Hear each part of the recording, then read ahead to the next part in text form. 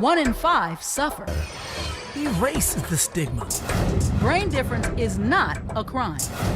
Mental health isn't just your problem. It's our problem. And now, Mental Health Mondays with Marla and Dave. Welcome to Mental Health Mondays with Marla and Dave. And if you look around, it's just Dave today.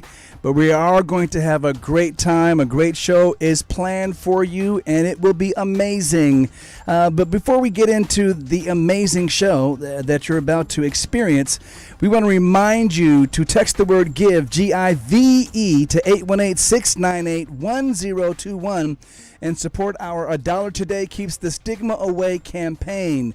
It is through your donations that we are able to continue to bring you the informative, the educational, and hopefully entertaining and impactful shows that we bring you, and this information is vital, so we encourage you to give. If you're a weekly viewer of Mental Health Mondays with Marla and Dave, then today's guest is no stranger, as she is no stranger to Mental Health Mondays. Sarah Myers is a writer for Psychology Today, as well as a columnist for Free Inquiry. We were instantly intrigued by her story, as she has the same diagnosis as our son, and so we were really trying to, especially during times when we had a hard time communicating with our son because he was in the throes of his own issues, to talk to someone who can actually give us a window, an insight into the other side. That was extremely intriguing to us. And she's back, and she's going to actually help us understand the nuances of dealing with schizoaffective disorder, as well as being a successful person in her field of business as a writer. And so we'll also talk about the recent term called Sanism and how that affects the brain different community. A lot is planned. You don't want to miss this. Stay tuned. Be right back. When Dave and Marla get together, it's hot. Mental Health Mondays with Marla and Dave and NAMI San Fernando Valley believe it doesn't take much to make life a little better for our neighbors, coworkers, friends, our family members, even our children who suffer with mental illness. When you support our A Dollar Today Keeps the Stigma Away campaign, you are doing your part to erase the stigma surrounding mental illness. For just $1 today, or $1 a day for 1 week, just $7, we can look forward to a future that does not include the unfortunate and uncomfortable stares, bullying, and the subsequent isolation that our loved ones who suffer with brain differences deal with. Text the word GIVE, that's G-I-V-E, to 818-698-1021 to donate. A Dollar Today Keeps the Stigma Away. Brought to you by Mental Health Mondays with Marla and Dave and NAMI San Fernando Valley.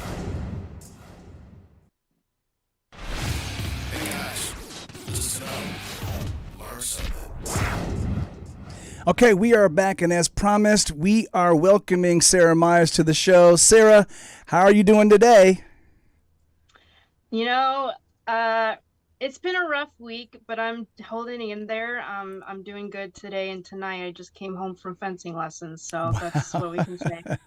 I love that. Now, we said that we were going to talk about the pros and cons of having to deal with or being the public face, or someone who speaks in a public manner on mental illness, mental health in general, and specifically being the public face for schizoaffective disorder, and how that can be both a hindrance and the pros and cons, but more of a hindrance sometimes when it comes to integrating with the rest of society, sometimes from a day-to-day basis. Now, speaking about that, when we did our last show that you were a guest on, Marla and I were rushing in, and we were excited to actually be able to talk to your dad, who you had been mentioning on the previous 2 times that you had been on the show, was your, the anchor for your support system. And then we sort of took the appearance that you had, seeming like you were having a great day, But then after the show was over, that we found out that it wasn't such a great day. And I guess that's kind of what you were talking about, the pros and cons of being the public face, when you have to smile and represent well, even though you might be dealing with issues that are a lot more nuanced and complicated underneath the surface. Why don't we start there today? Yeah, so first of all, thank you for having me on the fourth time. I think that the more I do this, the more I realize destigmatizing it is part of my process, and talking about the nuances and the cons of this is very important too. So, um, yeah, I think in some cases, or in many cases, if people want to succeed in this society, they have to put on that smiley face, and they have to put on a facade, because otherwise their character is attacked. Because if we mess up, if we slip up, then our mistakes could be overblown. And so personally, I try very hard to hide my illness and my symptoms. Um, and I think that caused a lot of friction when people actually want to be in my life personally, because their expectations don't align with reality. Okay. Now, speaking of the issues that you might have with the other people in your life, is that the same for like your actual close family members, like your dad, or is that just for new friends that are coming on board and starting new relationships? So my dad is very familiar with it. Mostly people who have been with me through the ups and downs over like the past 10 years understand the complexities. So I am not the smiley person that I present to the world. I seem collected. I write articles. I'm very articulate. So people say I can smile and I can talk like this. I can form all these sentences, but nobody is really seeing that. Yes, I'm crying every day at night, or often I get these flashbacks and I have to call my dad and wake him up at 4 a.m. Or I have depression, and I can't get out of bed. Often I can't go outside. And when people are new incoming into my life, they don't recognize that I have these limitations. And I think there's a cognitive dissonance between the public face and the private reality. So then, is the goal then to integrate those two sides of your life, the public and the private, so that you can become more transparent? Or is the goal then to actually, because it seems like we all do that, not just people who deal with brain differences, we always try to put our best, I would say, best foot forward, but in this case, the best face forward, so that it doesn't get in the way of sometimes some of the things that we're trying to do, especially when we're at work or we're at our places of employment, or if we're handling business or anything like that. It would seem like for most of us, we try to pick and choose where we allow that transparency to come forward, because again, it seems like a lot of times in society is not always accepting of anybody, whether you have a brain difference or not, that's constantly, just perceived as complaining and talking about their problems all the time. And so where does that balance, where is that line, and how do you get that balance from your perspective? I think that where the issue comes for me is the fact that this is a real medical issue. Um, same like any physical disorder. If you have a wheelchair, that's a disability. People help you with your wheelchair getting up to a ramp. If you have cancer, a lot of people talk about their cancer treatments, and actually that's very public. And people have conversations about that a lot. They have, I don't know, a death in the family that's also kind of met with a friendlier attitude. But when it comes to mental health, my issue is that I would just like to get to the place where I can at least not be looked at weirdly. And I think that is a form of discrimination, because if I don't feel integrated into the community, I don't feel like I'm being accepted for who I am. And I think that there is a little difference between keeping your personal problems, personal and close to your family members. But I think that, it goes into destigmatizing the subject of mental health, because if we can't talk about it in a caring way, we're not going to understand the nuances and how it affects people very differently from person to person.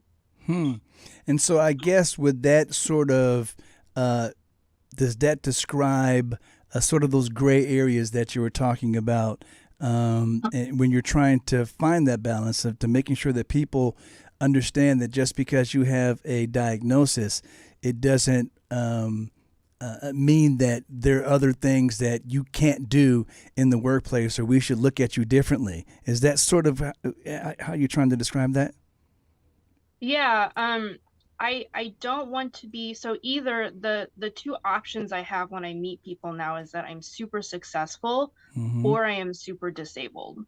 And obviously those things aren't true. I'm a mix of both. And I run into these issues when I work full time because, I'm expected to function like a capable person to handle a lot of project responsibility. But if I have any requests for disabilities, like my first job, I was fired shortly after I requested disability accommodations. And this stuff is supposed to be against the law, but oftentimes it's not because of this stigma.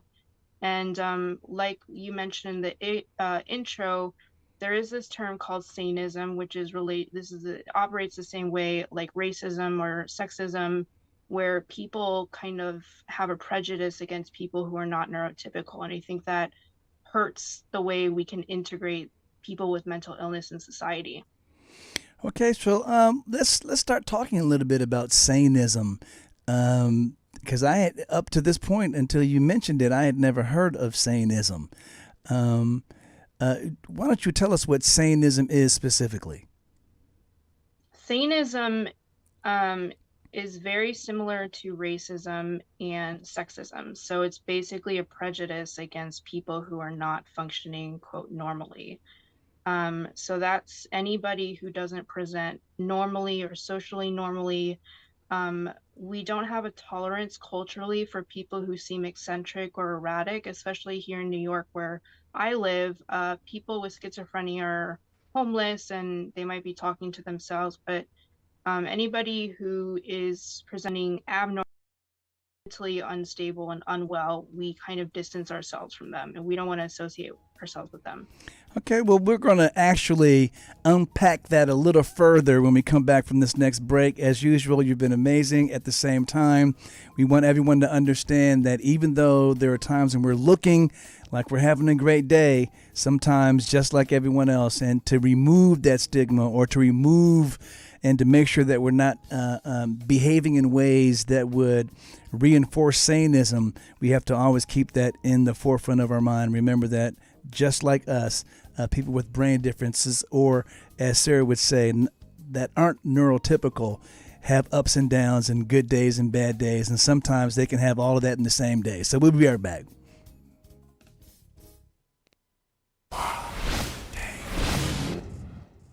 It's time for the Mental Health Minute with Marla and Dave.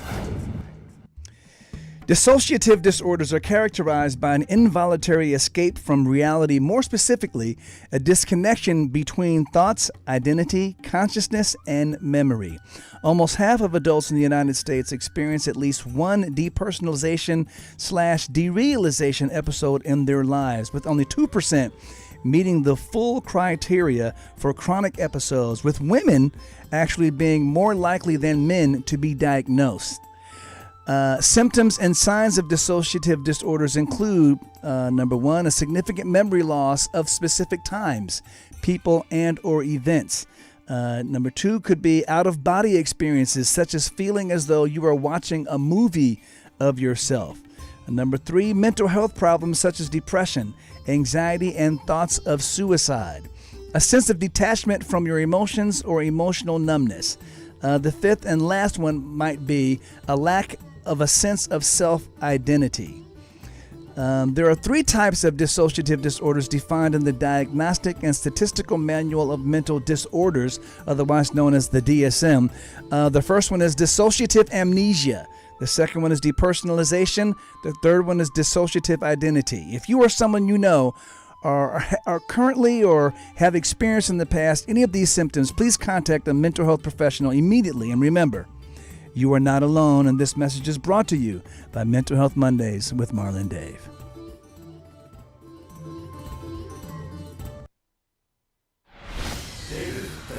I never do anything without thinking about it first. Marla is a feeler. I basically live my personality on my scene. But when Marla and Dave get together, it's like a match dancing with a firecracker. All right, Sarah, you were explaining to us a little bit about the term that, I'm just now hearing about. I don't know about the rest of our listeners, called Sanism. And it sounds like it's really like racism or like sexism. It is the active stigmatization of people who aren't neurotypical, or like we sometimes refer to as brain different, and mistreating them or treating them in negative ways, specifically because you have found out that they have a diagnosis, or you might suspect that they have a diagnosis. Did I get that correct? Yes, and I think this is the issue that I run into because people want to accept me as a capable and a successful person. But the minute I present an abnormal symptom like psychosis and I get paranoid that maybe a man is going to rape me or hurt me or something, then the reaction by people that don't know me very well is to distance themselves from me. And I think the same thing happens from people in the public. So in jobs too. So once a person is vulnerable with their atypical or really less rational expected kind of speech or behavior or symptom, I think it really has a backlash from people in the public. We live in a very rational society in the West. Everything has to make sense and everything has to follow strict logic, where Americans are very goal oriented, and we value our identity based on the amount of work we produce. When really, humans don't work like that. Our brains don't work like that. A lot of people, I think we discussed at least the statistics are about like a fourth of the population at least have some kind of mental disorder or a mental health symptom. And if we exclude that a fourth of the population, we are actively shutting out a fourth of the population's potential to help better society, because we are making things up about their character because people are wanting to shroud those people in a separate group that's othering us from the mainstream. Well, as you were talking, I was really just trying to consider and thinking of what I would do if, as a person who was considered neurotypical, even when I see something that's a little bit different, it does strike me as an odd way. And then I have the option to find out what's going on here, or I have the option of not saying anything and walking away and forming my own uninformed opinion, which may or may not be such a great thing. On the surface, it doesn't sound like a great thing. How would you expect someone to react to behaviors that they're not used to for the first time? Say you have a new friend and he or she is in your life and they had not up until this particular point experienced you having sort of feelings that something might be afraid that someone's going to do something to you, when from their perspective they don't perceive it in the same way. How would you hope that they would respond?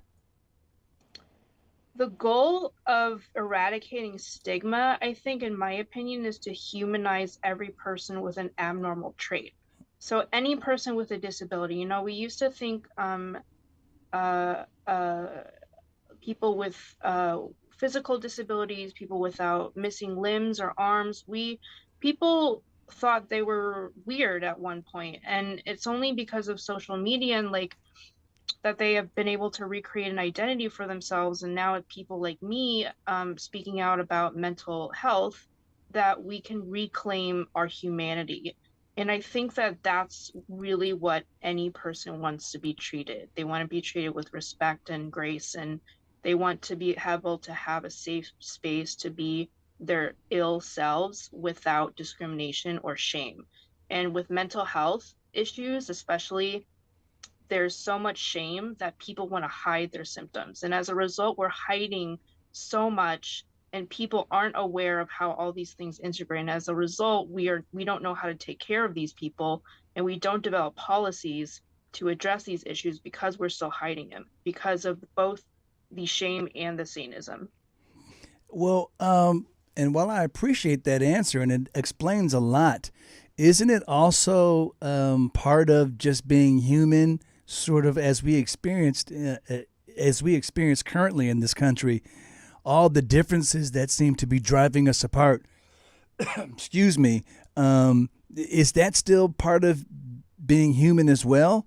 So how do? Oh yeah. And so I guess that's what I'm really trying to get around to. So, so would it be offensive if suddenly you and I were starting to become friends, and I experienced something that I'm not used to, for me to kind of be jarred a little bit and to step back and say, hey, what the heck is going on? But would you expect then, once you explain it, for me to say, oh, I understand that, and then to behave in more empathetic ways? Yes, that's the goal. So the goal, like to talk about it culturally, you would have like an understanding and a reference point for not being so disrespectful or so discriminating. And the goal would be to get people on an individual level to act more empathetic, just like you said. Okay, well, and that is always, we found that is a lot easier said than done. Right. Especially, a lot of times we've worked so hard to make sure that some of the things like going to church, or some of the things like religion, or some other things that used to be very prevalent in our society, as they kind of get pushed to the background a little bit, it makes it more difficult to teach that level of empathy. What do you think about that? I think in general, like I said, in the West especially, we are losing that sense of connection between people. So yes, we're losing the like community that religion once brought. And there's a lot of, I mean, I could go into this too because I'm a columnist for about a secular humanism magazine, but the decline of connection is and then more increased time spent on screens is kind of segregating all of us from trying to learn about each other and understand each other. Like you said, we all have issues that we're not all the same. Nobody's going to be different. It's not going to be easy. We're not going to, but the goal is to try to assume that people aren't hostile to begin with. Like if a person with schizophrenia is seemingly being verbally abusive, for example, this happens a lot. It often escalates in police situations where they get killed because they are perceived as violent. And the situation escalates because both parties are afraid of each other. And so learning that connection and empathy, I think, is really the goal, to just humanize everyone no matter what side you are coming from. Well, with all of the great strides that we've made in the field of mental health in general, we still find that there's such a long way to go. And we are glad that there are people like you that are there to help guide us along the way. We're talking with Sarah Myers. We'll be right back after the next break.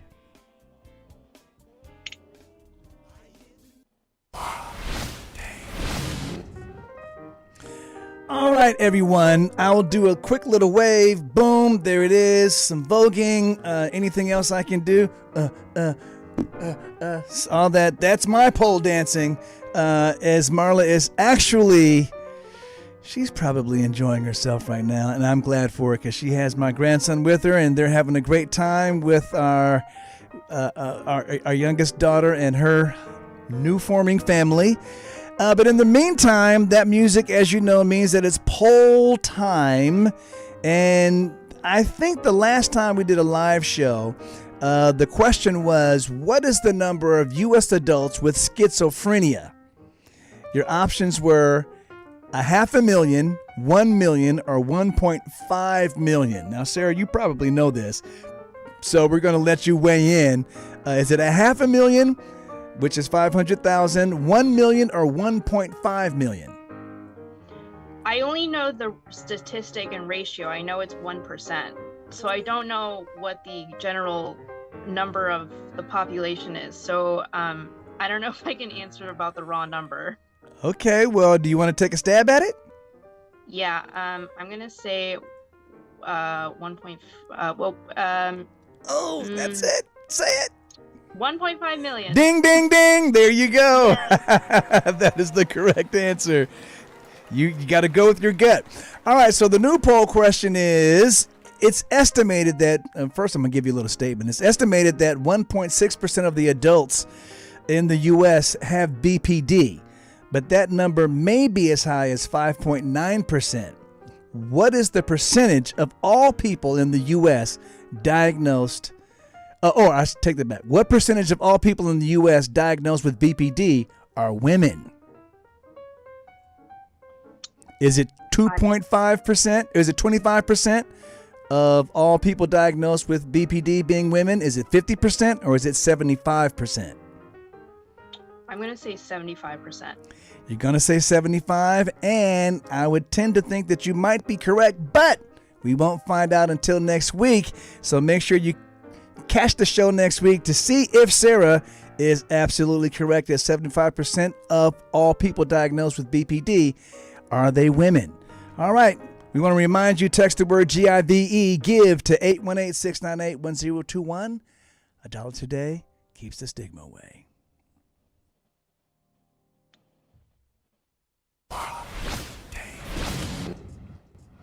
All right, Sarah. Now, as usual, and you know, time flies when we're having a great discussion. And so, first of all, I'm going to thank you for enlightening us with this new term, Sanism. How long has that term been sort of part of the lexicon? It's very new. It's only being used in professional circles. So I subscribe to this newsletter, which is a fantastic newsletter by Affective. He's a psychiatrist at Case Western, and he wrote about the term, and that's when I learned about the term a few months ago. Okay, and so we thank you for, again, educating us on another burgeoning sort of concept, and I can see that would be a deep one. And just like all the other isms, man, it seems like we have such a long way to go till we can erase all of the isms, wouldn't you think? Oh, yeah, and like you said, it's easier said than done, of course. I think that people working on the front lines are not ignorant of that, but we do have a long way to go. But hopefully we're learning. And, you know, I was thinking as we were discussing that as institutions like religious institutions and other educational institutions are sort of fading into the background, and then you mentioned as much screen time as young people, and it's not just young people, everyone in society today is usually is spending a lot more screen time than they used to. I guess that is even something that could be more, even there's isolation there as well. So I wonder, what would be your suggestion to sort of the first avenue of attack for breaking down that stigma? Of cell phone use? No, I'm saying for the stigma for mental health and people with brain differences. What would be the first thing that you think we should approach? Is it the screen time, or is it the trying to get back into some of those more spiritual perspectives? So actually, first line of defense is to develop rules and habits that affect your mental health. So I think that excessive screen time would affect anybody's mental health. So learning that you have mental health needs and health as much as anybody will start you on the path to realizing that you are not getting the social needs met, and maybe you'll start seeking out spiritual and groups and community. All right. Well, you talk about, before we get out of here, you talk about it being okay to live in the gray. What do you mean by that? You know, being both high functioning and not sleeping for days, being very articulate and calling your dad and not being able to have sentences at 5 a.m. Having the full breadth of human experience and accepting the eccentricity that people naturally have, that's living in the gray to me. Because we're not all completely rational, we're not all completely emotional, and it's about integrating everything. While some people may lean in one area more than others, we have to accept the full range of human responses. All right. Well, before we leave, I want to do one more check-in with you to see how you're doing and make sure that you're doing okay before we get out of here. I'm feeling more at peace now that I have the chance to share all of this. And I thank you so much for having me on this platform again and again, because each time I feel like I am releasing things that I can't say in normal society. So, Sarah, once again, we thank you. We appreciate you spending some time with us here. And every time you are a guest on the show, we learn so much more about dealing with the issues that mental health seems to present us with. And so we appreciate you. We thank you. And we thank all you guys for taking the time to listen and learn with us as we break down that stigma and try to undo the effects of Sanism on our society. Sarah, thank you so much. See you guys next week. Thank you so much. Bye.